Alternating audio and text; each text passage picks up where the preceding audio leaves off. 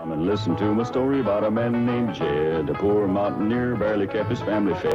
And then one day he was shooting at some food, and up through the ground come a bubbling crude oil, that is, black gold, Texas tea. Well, the first thing you know, old Jed's a millionaire. The kinfolk said, Jed, move away from there. Said, California is the place you ought to be. So they loaded up the truck and they moved to Beverley Hills, that is, swimming pools, movie stars. The Beverley Hillbillies.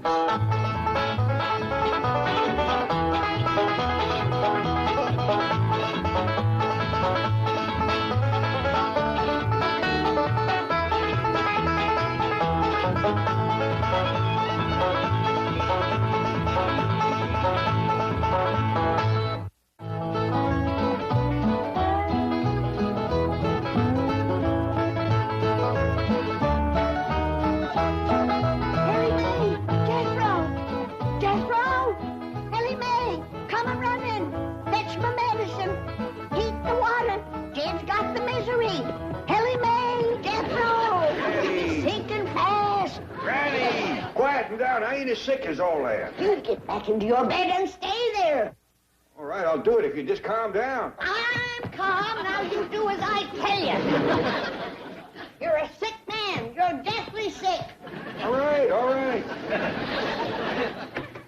Hurry, Ellie, come quick. Uncle Jed's sick. I'm coming. What can I do to help? You can get them varmints and them critters out of here. Don't you know your pa is sick? Yes, ma'am, Granny. But don't worry, they won't catch nothing. Get him out. Get him out. Jethro, you go get me a mud dauber's nest. Some rich weed, some dog banes, some stump waters, dried beetles, and some lizard eggs. I got doctoring to do.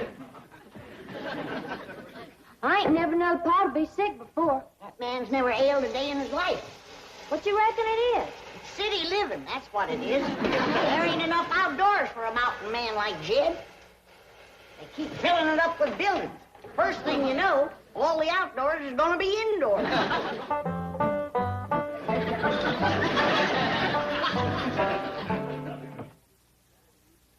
Bluey, got him, Duke. Nice big fat honker flying south. Bluey, got us another one. We gonna have goose and dumplings tonight. Carl? Just a minute, Ellie.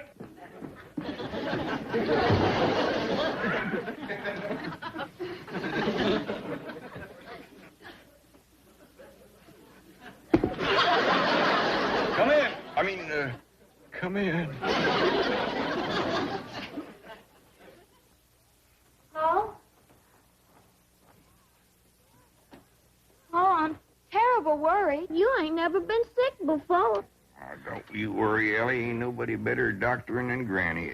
But Pa, Granny can't find the proper medicine, and you might sink away and pass before she can save you. No, Granny will pull me through. I'm scared for you, Pa. Now, Ellie, don't go to crying. Look, if you can keep a secret, I'll tell you the truth. I ain't really sick. I'm just pretending for your Granny's sake. What you mean? Well, remember back home how folks was always coming over to our place to let Granny doctor them? Yeah. Remember how happy it made Granny? Yeah, especially if one of them got better. Yeah, right. Folks out here got city doctors, and they don't need Granny, and she misses it something terrible. You reckon that's why she's been so down in the mouth here lately? Of course. You should have seen her when I told her I was ailing.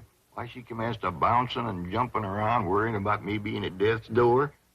I ain't seen her so happy in a year. Hold on, Jed, I'm a-coming.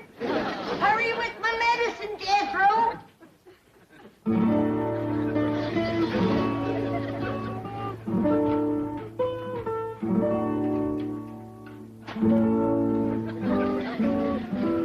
Jed, I don't want to worry you, but you're an awful sick man. Granny. Shh. Save your strength.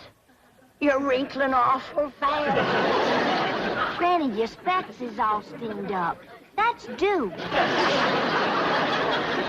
Well, get him off the bed. Jed, I don't want to worry you, but you're an awful sick man. I know, Granny. But anybody can save me, it's you. That's the truth. Ain't nobody can doctor like you. It ain't no credit to me. I was born with the gift. Here's your medicine, Granny. Hey, Uncle Jed, you don't look sick to me. Hey, come on, let's you and me go hunting. Come on. Hey, look, see, Granny, he's dressed to go hunting now. I'm ashamed of you. Now, Granny, Don't you know that every mountain man wants to go to his reward with his boots on and his gun at his side? Now, cover him up. Not all the way. He ain't gone yet. I ain't gonna let you go, Jed. Thank you, Granny. Let's get busy. Jethro, get my medical tray and set it on the bed. Yes, Granny. Ellie Mae, shut the door and the windows.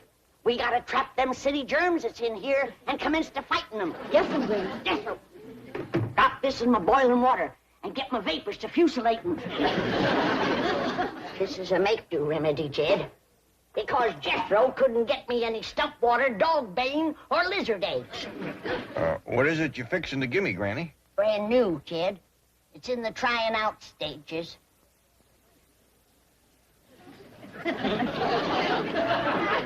Who have you tried it out on? Well, no human beings yet. Here, Ellie, light the fumigating candles.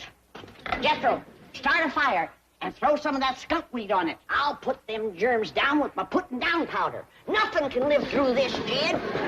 I believe you, Granny.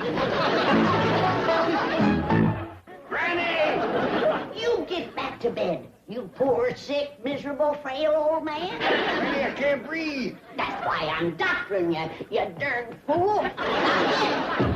Granny, will you listen for a minute? You get back to bed. Don't you know that you're at death's door? Don't hurt him, Granny. I'll take a club to him if he don't lay down like I tell him to. Go fetch my shoe. 3, 4. Well, morning, Mr. Drysdale. Oh, good morning, Ellie Mae. What you doing? Well, I'm taking my morning constitutional. You are? Yes. It's got me in the best shape since my army days. I feel that. And they say bankers are soft, eh? Well, you sure are nice and soft. Maybe by mountain standards, I'm no Tarzan. But I assure you, my Beverly Hills physician is going to be amazed when he examines me this morning. How come? Because of my condition. You know, every morning I walk all the way from my front door across your lawn and over to that bird bath. Why? Ain't you got no place to wash up? How's your father? Well, right now he's trying to get Granny cheered up. She's been missing the hills back home something awful. Oh, what's the matter? Is something wrong? Well, you see, back home, folks was always coming to Granny for doctoring. Nothing pleasures her like telling folks what ails them and what to do about it. Well, I'll do my bit. Granny, Mr. Drysdale wants to talk to you. Yes, Granny, I need your advice and your help. He's ailing Granny, feeling right poorly. Stick out your tongue. Them city germs. Yes, I agree. Now, can you help me? I'm probably the only one who can. Jethro, get him up to the sick room and see that he gets to bed right away. No, I don't have time for that. Just a little poultice or something I can take with me to the office. Get him up to bed, Jethro. No, really, it's not that serious. Besides, I have an examination at 10 o'clock. You get examined when I get around to you. Now give him up to bed, Jethro. Yeah, then you Granny. go find me some stump water. Wait, stop! I haven't got time for this. I've got to get down. Muley patience. No stump water. It ain't easy being a doctor in Beverly Hills. Uh-huh. Yes. Fine.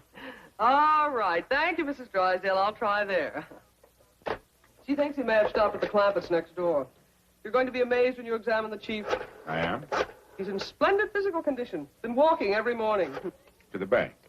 No, it's the neighbor's bird bath. But it's a nice little jaunt. Well, I'm glad to hear it. Most bankers are soft as marshmallows. Till you try to borrow money from them. Oh, hello, Granny. Jane Hathaway here. Is Mr. Drysdale there? May I... What? Sick in bed? At your house? Well, I'll send his doctor right over. What's that? I said he's already got the best doctor in Beverly Hills. Now, excuse me, I'm too busy to talk. She says he already has the best doctor in Beverly Hills. I'd better get over there right away. Best doctor in Beverly Hills? How can there be two of us? What did Jethro do with my clothes? I only give them to Granny to have them fumigated. Well, clothes or no clothes, I am leaving. You ain't got no chance of getting down them steps. Granny watches them like a hawk. Let's go take a look out the window. Well, it's pretty far to jump. Well, maybe you can make her that limb of that tree yonder. Well, I'm in pretty good shape, but not that good. Shut that window! I just had these germs put down. Now you open the window and let them in again. Granny, Mr. Drysdale feels pretty good. I think maybe he's well. You get back to bed. Oh, no, he's right, Granny. I feel wonderful, perfectly marvelous. Of course you do. I've been doctoring you. Oh, and you're sensational. You know you've made me well. I had you well. Then you opened that window and breathed in some more germs. Oh, no, I didn't. Honest. I opened the window, but I didn't breathe. Oh, I swear it.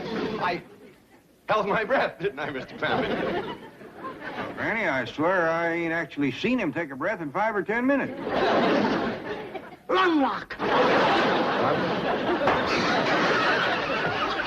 That got him breathing, but he's still wheezing an awful lot. You get into bed. Get into bed. I've got to get to the bank. You gotta get into bed. No, really, I can't. You know that your life is hanging by a thread. Get into bed. You darn fool and lie down. This calls for a different kind of medicine. I'm going down to the kitchen and whomp it up. Neither one of you get a foot out of that bed, you hear me? You just lay there and listen to that music. And be glad it ain't harps you're hearing.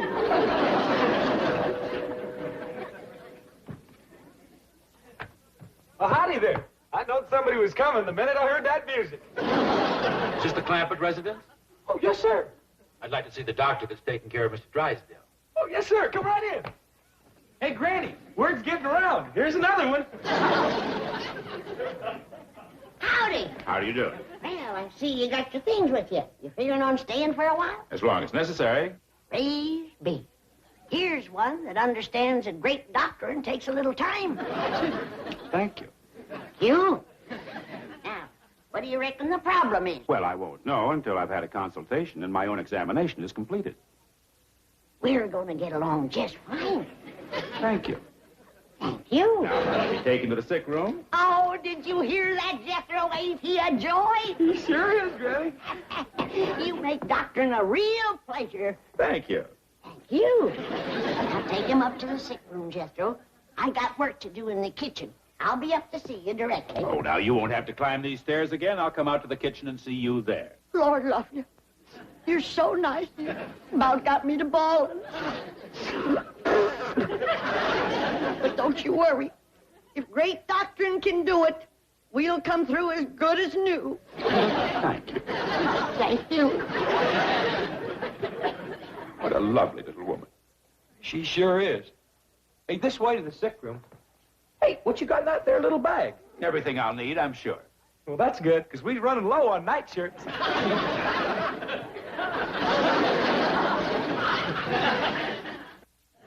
Granny, you know that last patient that was so nice? Yeah?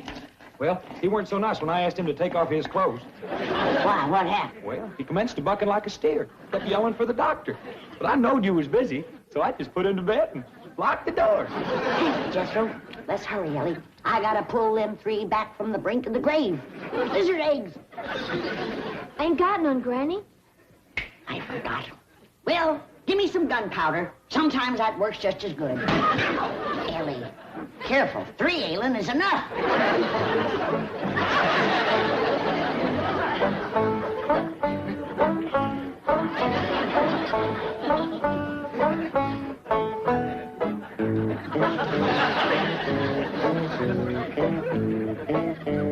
Either one of you fellers know any funny stories? Well, the good doctor there usually regales his patients with a few of the ladies. How about it, Doc? All right. Have you heard the one about the busy doctor who made a house call? Was seized, forcibly undressed, and thrown into bed? No, what happened? Well, his patient was a rich banker. So this busy doctor doubled his fee. And if he has to stay locked up here much longer, he's going to triple it. I didn't ask you to come here.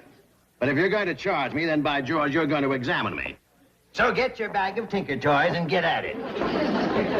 Show a little more respect for the dignity of the medical profession, shall we?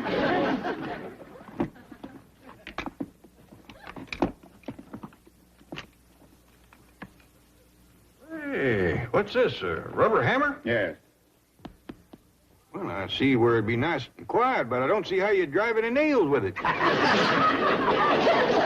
I don't use it for nails. Oh, good. What's that thing?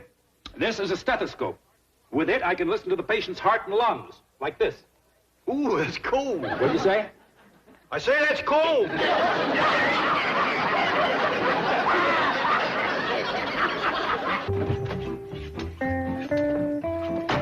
Jethro, how's Mr. Drysdale? Did the doctor treat him? Oh, yeah. But there's terrible trouble, Miss Jane. That last batch of medicine blew up and pretty near ruined the whole kitchen. Medicine blew up? Well, yeah. My granny said it was mixing the corn squeezins and the gunpowder that did it. Jethro, would you please explain what you are talking about? I haven't got time now, Miss Jane. There's 3 sick men lying upstairs in bed, and I got to get these things sharpened so's Granny can go to cutting on them. Well, yeah. Without we got no medicine, this is the only thing that'll save them. Jethro, try to be calm. Now, is Mr. Drysdale one of the men that Granny's going to cut on? Yeah, Mr. Drysdale, Uncle Jed, and the fellow that came last by the name of Clydeburn. The doctor? You'll have to wait your turn. I gotta get upstairs and commit whacking on those 3 men that I got up there. Bring my tools, sir. No, Granny, that's not what you did. Now, I've had enough fighting with muley patients, more than I can take today. Now, Ellie Mae, you get her out of the way and keep her out. Sorry, Miss Jane? You come with me. I don't think Jed will put up a scrap, but them other 2 might have to be held down. Granny, please come back. I'm begging you. I'll get to you later. I've only got 2 hands. Ellie Mae, we have got to prevent Granny from operating. She ain't gonna operate, Miss Jane. She's just gonna whack off some of their hair and fingernails. Hair and fingernails? She'll dig 3 little holes in the ground, bury it, say some magic words, and that throws a spell on their sickness. Yeah. Ah. Ah. Ah. Ah. Say, Doctor, I bet you he could talk a heap better if you took that stick out of his mouth. Lock it, Jethro. Get back in bed.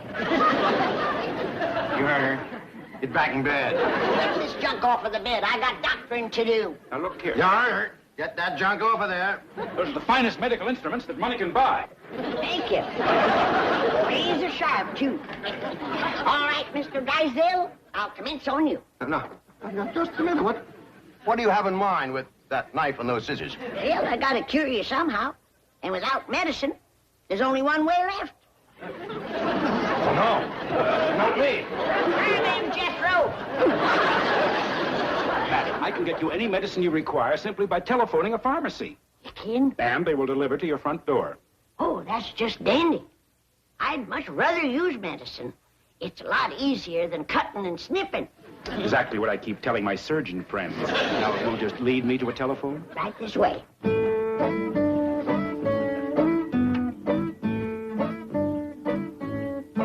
Child's Pharmacy? Petey? Yeah, it's me. And look, I'm going to put this lady on. She'll tell you all the medicine she needs. I want you to give her A1 service. Attaboy. Right. I'll go reassure Mr. Drysdale. He seemed a little panicky. Hello? You got a pencil to mark this down with? All right. Now, I want a quart of good, raunchy stump water. The kind that's been aged in the wood stuff.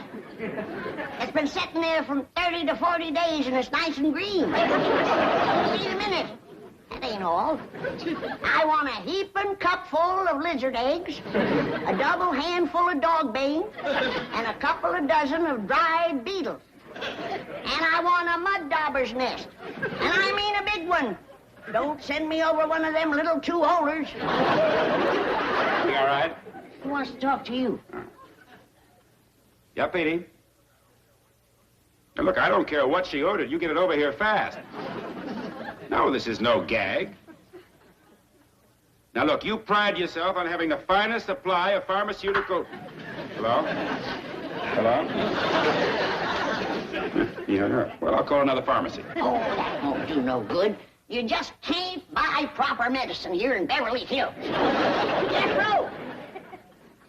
Yeah, Granny? I'm gonna have to go to cutting and snipping on those 3 sick ones. Oh, not me. I'm getting out of here. Get him, Jethro! Ellie Mae! Yes'm, Granny. Dig me 3 deep holes out and back. Right away, Granny.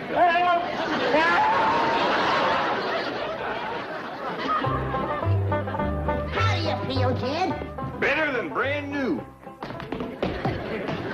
Granny, you done some doctoring in your time, but today beats all. Took a heap out of me, Jed. Especially clipping and burying all that hair and throwing my spell. But I reckon it was worth it. Yonder comes a living proof. How do you feel, boys? Fine, Doctor. Oh, just fine. Come back and see me anytime you need me. Yes, we will. Goodbye. Bye. Bye. You did take considerable hair off them, Granny. Had to. Their nails were so short. Well, it's a small price to pay for good hair.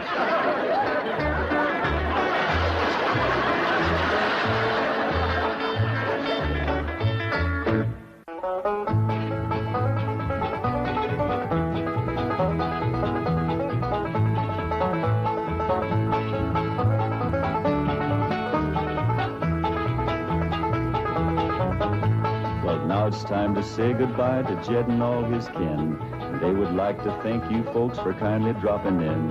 You're all invited back next week to this locality to have a heaping helping of their hospitality. Hillbilly, that is. Set a spell. Take your shoes off. You all come back now. Here? This has been a Filmways presentation.